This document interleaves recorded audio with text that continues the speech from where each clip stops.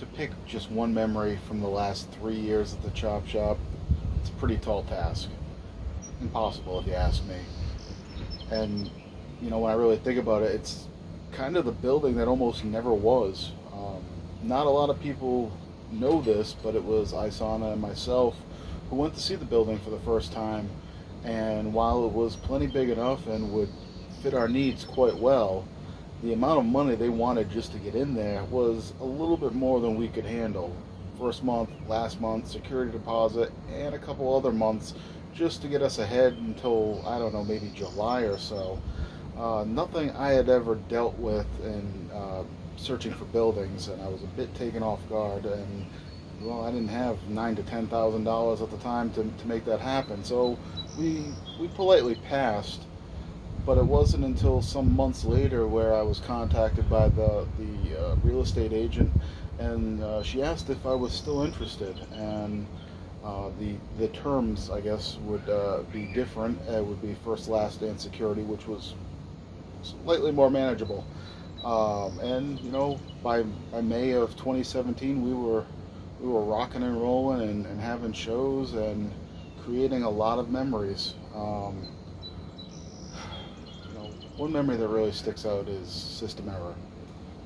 Sean Leader climbing back to the top of the mountain in RWA, becoming Triple Crown champion, while at the same time Tom Billington, the current hype champion, and two guys who were legitimately the foundation of RWA, among others, getting to share a moment back at the top of the mountain together after many trials and tribulations and trips to Virginia. Sean, lots of stuff behind the scenes, but to see those two guys to have that moment after putting in so many years, it was really heartwarming for me, and I was glad that I had a hand in helping create that moment. Another memory, although not a specific moment in time, more of a general memory, is seeing all the trainees under Brickhouse's tutelage, coming into their own in the wrestling business and really starting to fire on all cylinders, figuring out what works for them, and really put together some quality, entertaining matches, whether it be BC Kid and AJP at the student showcase, go all the way back to the TCW show where Coco and AJP tore the house down in the main event.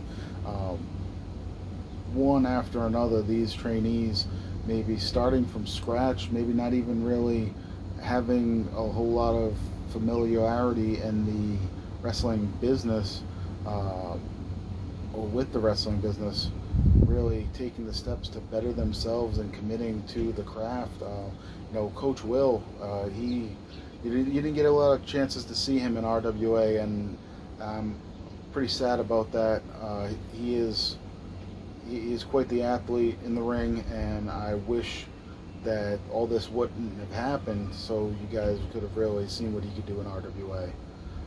And that's just named a few. That's not to leave anybody out, but that is certainly the trainees realizing their potential is going to go down as one of the fondest memories I have of the Chop Shop. Another memory that's near and dear to my heart. This goes back to my childhood, and having the New England Wrestling Alliance come to my elementary school and put on a show. It was the first time I got to see the likes of Danger Boy, Alfredo, and Wolverine. So fast forward all these years later, to have Wolverine come into my shows was just mind blowing. And him bringing his son Chris, and it's like a multi-generational thing, and like I said, mind blowing. And it was an honor to later have Wolverine competing in the ring, and and Danger Boy following suit. To have those guys, after they played a part in me wanting to run a wrestling company, me wanting to be a wrestler, it's certainly it's huge for me, and forever grateful that those guys wrestled for RWA and I'm forever grateful that they're in my life, and I consider them friends. So definitely wouldn't have had that without the Chop Shop. Now, as far as things that may have more of my fingerprints all over it, I think back to Legacy 11, Legacy 12. Um, those matches that I competed in on those shows really stick out in my mind as fond memories. Going back to Legacy 11, it was the Blood Brawl with the Foundation versus Team Phoenix, and I think it was a match that maybe some people didn't expect to do as well as it did. May have been something that was maybe perceived that it was just going to be a bloodbath, and I think we gave them a little bit more than what they bargained for, and it was really quite the entertaining encounter. And I realized it at the time, and looking back on it now, it's vivid in my mind. Just standing there in the center of the ring with our arms raised, Divine, Medeiros, Vinny, myself, and it's my boys. We started this, some day one guys, and I remember the wind from the fan hitting me in the face, like, wow, this is a cool moment, and it really it still sticks out in my mind, because even on the other side of the ring, our opponents were some day one guys with Sip and Sterling and them guys, and it was great to share the ring with them, and to be able to put that match together with them and get a standing ovation that really warms my heart. Going on to Legacy 12, it was supposed to be a pre-show battle royal rumble type match, and I think with rumbles not a lot of people expect much from them, and I was going to make sure that people remembered this one and were entertained more than they've ever been entertained before.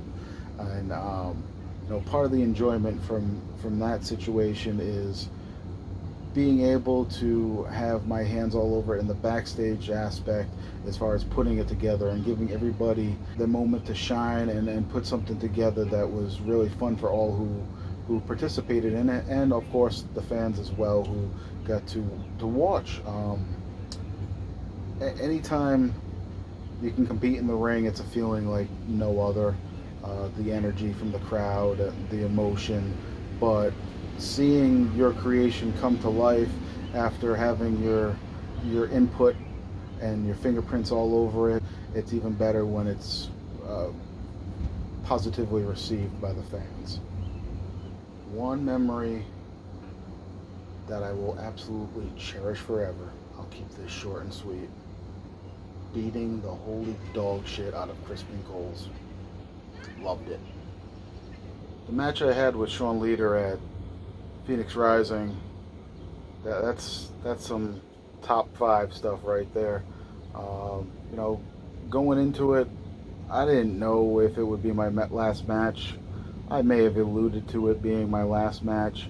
I knew it's the wrestling business. You never say never, but I knew it was probably going to be my last main event, my last title match, and I knew without a shadow of a doubt Sean Leader and I were going to tear the house down. And that was probably as close to perfect of a performance that I've ever put on. And that's something I'm truly going to cherish forever. Sean Leader is absolutely amazing at what he does. You may want to choke him at times, and scatterbrained at times, but that's the Sean we all know and love. The moments after that match and being hoisted up on everybody's shoulders, that was truly special, and quite an amazing feeling. I talk about the retirement and the 6-week retirement and coming back. Like I said, I never knew if I was going to be done for sure. I did say possibly my last main event. when there's an opportunity before you to do something that nobody's going to expect, that will truly create a special moment, you have to seize that opportunity, and especially when it's never been done before. So coming in number 31 in the Renegade Rumble, that was pretty special. That was fun. The reaction totally made it. Nobody was expecting it, and all the while, I knew it was going to possibly be met with a mixed reaction because Dick Lane got screwed. But I knew what the grand scheme of things was going to be. I knew the purpose was to get Dick Lane into the Triple Crown title picture, and lo and behold, that is what happened. So I'm glad it all came together nicely. Yet another fond memory, very, very fond memory. It was fun. In between the Renegade Rumble and the match with Dick Lane, there was an opportunity to face David Baker and Chris Cruz alongside AJP, and it was a special moment to have AJ by my side, and not just AJ, but my youngest son Adam in our corner. And Adam's not one that's going to be getting into the wrestling business once wrestling returns or ever. But to have him with us was special, and it's not something I will ever take for granted. That moment right there with my boys in the ring at the end, that was amazing. Lost for words. All this talk about memories of the Chop Shop and RWA related, we can't forget about AWR or the Who Are You People show. It was great to let loose and have some fun, more so than we usually have, and try something different, give the fans something different. I don't think any of them went home disappointed, along with portraying different characters that you don't normally see. There were musical performances where you got to see some of the guys show a different side of their abilities and their talents. That also one memory that will last forever in my mind. A lot of these memories have been shows or performances of some sort, but a lot of these memories happen when the camera's not even rolling sometimes, whether it be playing NBA Jam at the Chop Shop or just hanging out, goofing around, trying new things, or maybe not even doing anything wrestling related. Hell, we sat outside the ring and played Cards Against Humanity. It doesn't necessarily need to be inside the squared circle for the memories to be made. And without the Chop Shop, we definitely lose the ability to gather in such mass quantities, 15 or 20 deep, playing Cards Against Humanity. So we'll have to think outside the box to make that happen.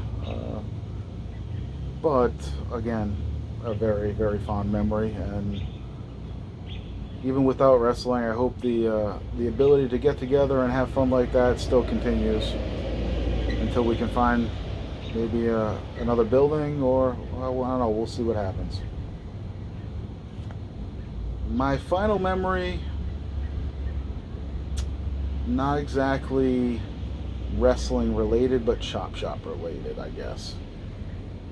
It was at a Watch This Fight show in October, where I met for the first time my now girlfriend, and started dating her in December. We are about 6.5 months in, and honestly, I've never been happier. And without the Chop Shop, that wouldn't have been possible. So yeah, I'm getting a little mushy on you. It may be a side of me that you don't normally see, but without the Chop Shop, I wouldn't have met Allie, and this happiness would not be possible. So I'm certainly thankful for that. I could probably go on and on if I really thought. There's just been so much throughout the years, and I don't know what the future holds. I can tell you, the easy fix would be get another building, but with COVID and everything going on right now, it makes it a little bit difficult.